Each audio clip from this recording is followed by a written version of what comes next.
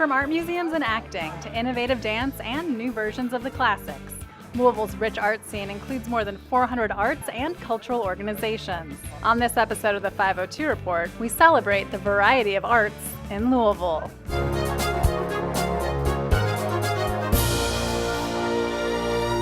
Hello, and welcome to this episode of the 502 Report. Louisville's arts groups are reaching out to new audiences by tackling today's important issues while still reinterpreting the classics. I don't think Louisville realizes how lucky it is with the quality and the quantity and the variety of arts experiences they have. We have over 400 arts and culture organizations. That's everything from our 90-year-old Speed Art Museum to new emerging organizations every year. To have the amount of thriving arts organizations that it has is quite extraordinary, and also how much heritage, how much history there is. The Fund for the Arts is really a great connector in our community. Our role is to help activate our arts and culture community to be able to grow a competitive environment, education, creativity for all of us that live here in Louisville. Music and storytelling and dancing has been around as long as humans have been around and had social constructs. And we celebrate our deepest values and our thoughts and expressions. The top 5 performing arts organizations, the opera, orchestra, ballet, a regional theater, and our children's theater, Stage 1. There are only about 13 cities that have the diversity of those performing arts organizations that are resident, that live there, that are full-time, and most of those cities are more than twice our size.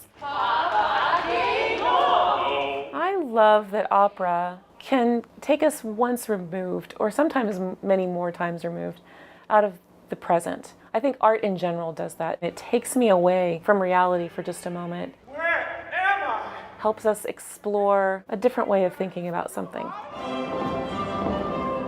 There's nothing like being on stage and getting the feeling to express yourself through movement. Can everyone take one step to your left, being able to do, so this looks right to me, what I love to do for a job, like a career job. 1, 2, 3 is a great feeling. I can't imagine doing anything else. They create art that is about making this community better. And it's not mass produced for every city to have a cookie cutter production or play or ballet.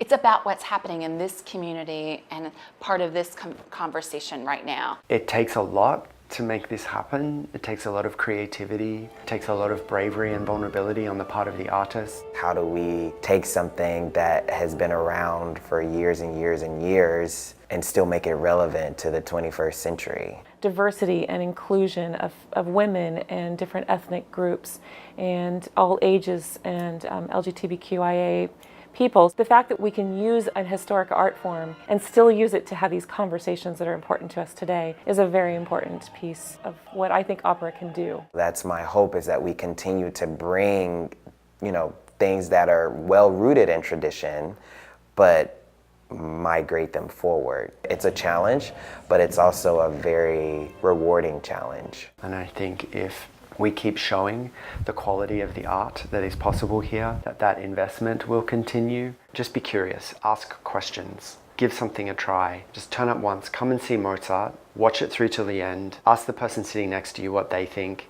have a conversation about it. That's the entire purpose of art, is for people to engage with it and engage with it as a collective. You can support the arts in town by going to a performance or reach out to Fund for the Arts at fundforthearts.org. And an important fixture of Louisville's art scene is once again open after facing a setback this summer. This past summer, the scaffolding was put in place to do what was going to be a small roof repair project. Unfortunately, that didn't come to pass. On June 13th, a fire broke out inside the roof. The entire interior portion of the barrel roof has been removed. So the scaffolding will be in place for some time as that is being fixed. There's a lot of work that's being done right now. It's all being done fast. It's being done safe. The center is back open for business. The box office reopened on September 1st, and our first performance in the building was September 7th and 8th. After the fire happened, there were a couple of performances that had to be canceled. A number of performances just moved to other venues. They still happen, but in other places. And we have a wonderful season lined up, and every show that was originally scheduled is happening here at the center. The lobby is a little rough right now. The carpet is gone, the scaffolding will be in place, but the experience inside the theater is just as pristine as it was before the fire. Dracula, A Christmas Carol, and the Humana Festival of New Plays are all reasons why Actors Theater is a gem to the Louisville arts scene. But do you know about their groundbreaking efforts in diversity, equity, and inclusion? Actors Theater has always been considered one of the most prestigious theaters in America. But the fact that we live here and all we have to do is drive down the street to see these plays that everyone is talking about is really special. I always say that I can't think of another theater in this country, that has had the kind of impact on the national theater field. Everyone knows the Actors Theater of Louisville. They've been doing the Humana Festival for so long, and a lot of very popular plays have premiered here on the Actors Theater stage. And a lot of artists who are very well known, who have won Tony Awards, have come through here. A lot of new artists have been part of the PTC, the professional training company, and are taking over the industry. So it's a big deal to be here and getting a chance to collaborate and work with these artists. I will say that every single year, with every play that we do, whether it is Dracula or whether it's a Humana Festival play or one of our main stage plays, we actually give it our all. Everything. We don't phone anything in. We actually look at everything with fresh eyes, with everything we do. So you have a full season of plays, most theaters have, but then within that you have the Humana Festival, which is, again, another season within a season. The fact that this theater over the last 55 years has put out over 400 new plays into the field. No one has even come close to that. The other thing is our professional training company has put thousands of people that are still working today that were apprentices with our professional training company 30, 40 years ago. You combine those two things, and everywhere you go, every theater in America has been impacted in a meaningful way by Actors Theater of Louisville. The commitment that Actors Theater is making is to try and make all of our audiences more inclusive and more welcoming. So we've been doing a lot of work around equity, diversity, and inclusion, and this is one of the strides that we're making in that direction. What surprised me is that Actors Theater was going to go the extra mile and actually collaborate with autistic alliances. CASA is a peer support group, an advocacy group that is by autistics for autistics, generally educating the public about what it means to be autistic. When we first heard that Actors was doing The Curious Incident, I must admit we were scared and we were skeptical because the book that the play is based on has been pretty controversial in the autistic community. Left, right, because it emphasizes the points of view of all the neurotypical people around Christopher, and although the story is told from his perspective, it's written by a neurotypical. He's a 15-year-old boy on the autism spectrum who has an affinity for meth and has an interest in taking care of his rat and an inclination towards things all related to outer space. It ends up becoming an exploration of his own identity and his family, which completely turn his world inside out. When we came into the rehearsal space, we brought 6 CASA members, myself included, and I've never felt so welcome and so comfortable in a room of neurotypical people in all of my life. Everyone was very open and very interested in what we had to say. Specifically with this play, which is being narrated and experienced through Christopher's mind's eye. So all of the design elements are geared towards the audience experiencing the world as he experiences the world. And there's not a lot of plays that attack a narrative that way. And there's certainly not a lot of plays that feature a 15-year-old autistic child as the vehicle into the play. I really love not just that they put it on, but they reached out to CASA, that they've gone above and beyond what CASA expected they would do, that they have like 2 or 3 sensory-friendly nights, and in the program here's a list of ways autistics in the audience may stim, and that the pre-show announcement reminds them of that list. But ultimately, the show is good, the show is respectful to autism, and it's an entertaining experience. Anytime you add more people, it becomes more complicated. And the commitment to saying, no, we need everybody at the table is one of the things that I'm most proud of about working here and with these productions. Inviting us to participate in that way and to consult on the show and such important aspects of it was the greatest exercise in allyship I've ever seen on the behalf of neurotypical people. The theater should be a place for everybody. This is the town hall for people to be able to talk about ideas, to listen to each other, which is super important these days, and to learn from one another. I think theater is the best way to do that. The best way to do that. Go to actorstheater.org for more information about this season's show schedule and tickets. If you haven't been to the Kentucky Museum of Art and Craft, or KMAC lately, it's been completely renovated and admission is now free.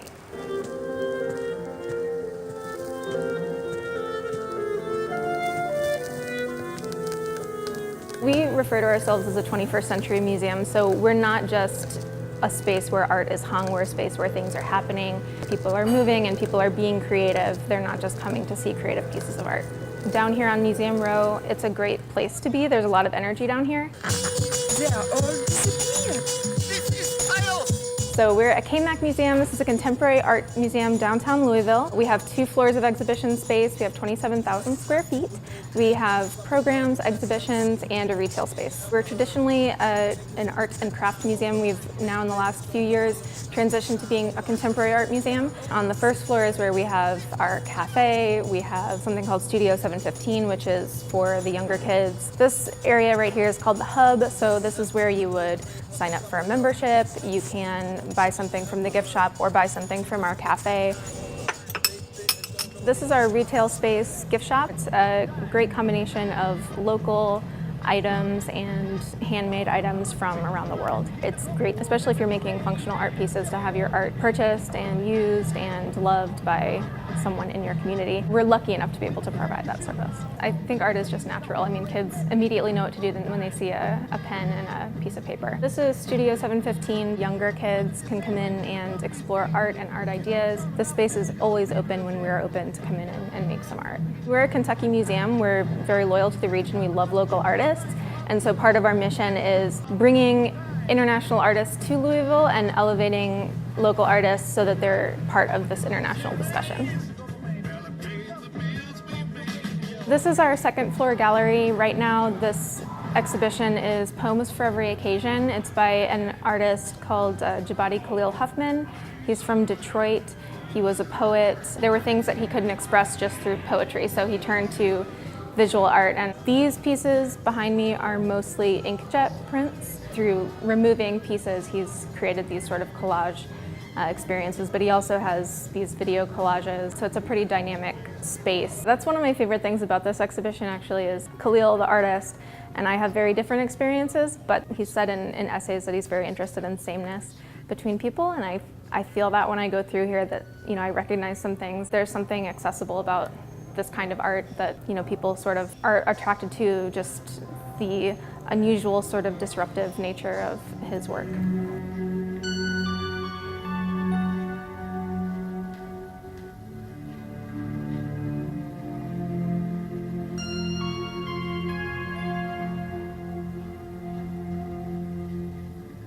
We've gone up to our third floor. This is our smaller gallery, and right now this is an exhibition called Making a Joyful Noise, and it's excerpts from our permanent collection. These are all pieces that we own.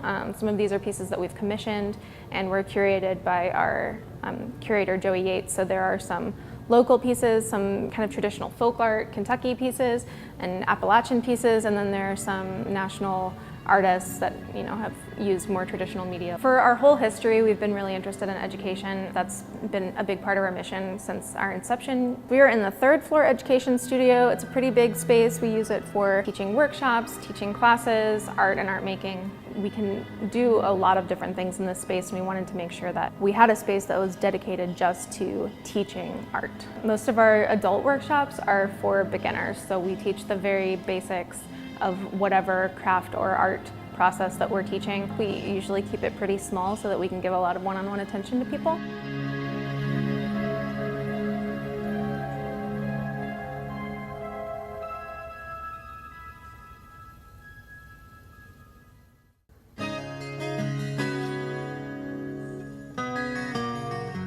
We have national artists and local artists side by side. So it's not really balancing, it's selecting the best from this area and the best that we can get from other areas and marrying them together into one incredible show. We're a great little museum. We're in downtown Louisville. We're close to anything else you would want to go to. And we're just full of cool ideas, cool things to do, and cool, friendly faces. KMAC is open Tuesday to Saturday 10 to 6 and on Sundays 10 to 5. Louisville Visual Art educates more than 1,000 people each year through its art classes and has been supporting artists in our community since 1909.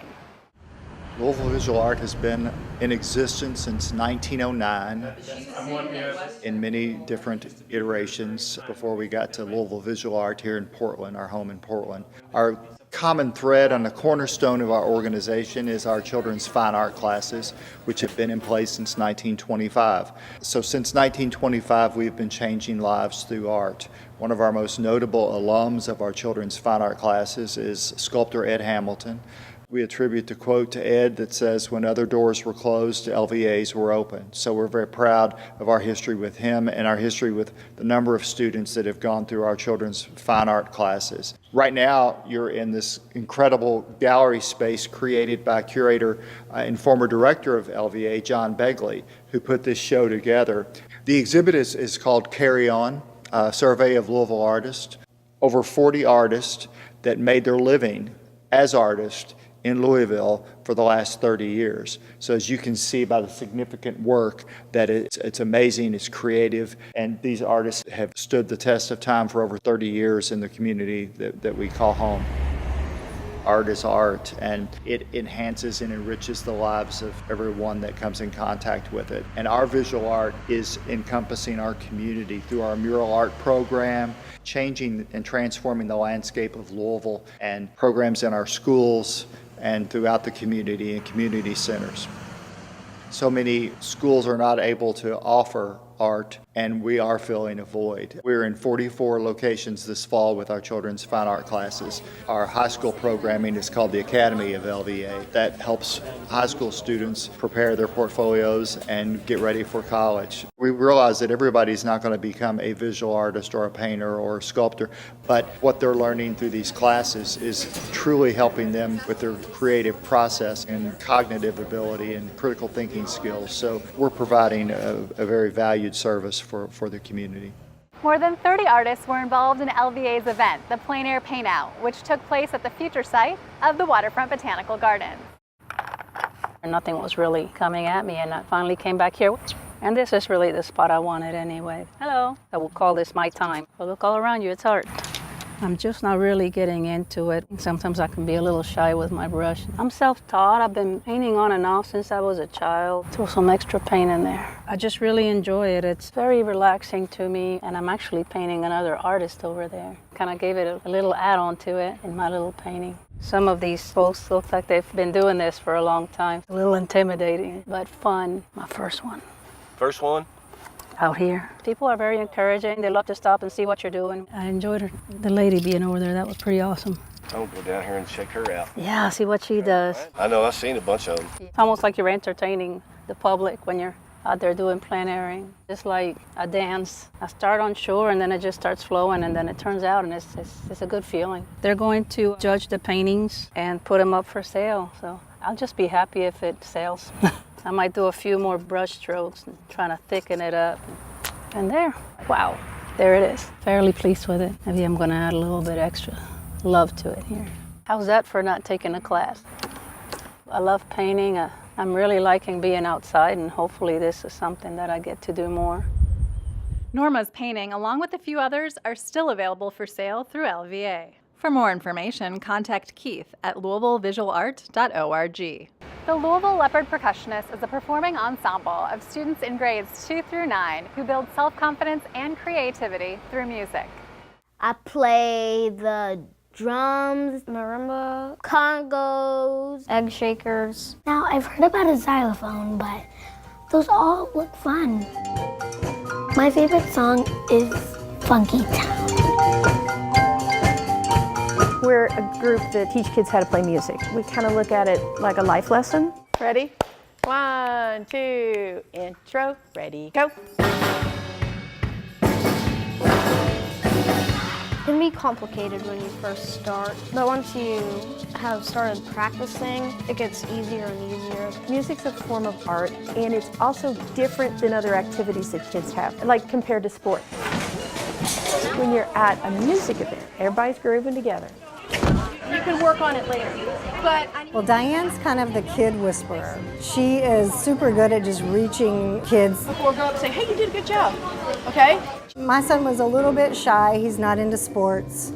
And she's really boosted his confidence. I was worried he wouldn't do it, and he was on stage in front of thousands of people. He can be himself around these kids. He doesn't have to put on a front. He's totally comfortable, and he loves it.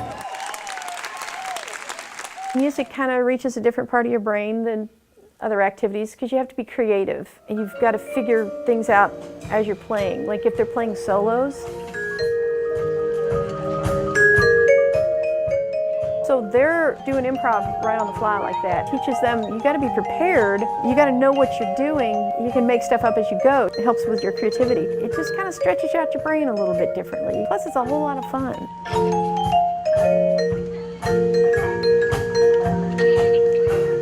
You know, I tell the kids, one day you're going to be the leaders of the world. You have to remember how it feels to play music and to be in this group and make music with your friends. Just remember what impact this had on you and make sure that other kids get to experience it. If you know a young person who might be interested or would like to book the group for a gig, go to LouisvilleLeppardPercussionists.com. We hope we've inspired you to support one of our local arts groups or maybe even create some art of your own. Thanks for watching this episode of the 502 Report. Until next time, take care.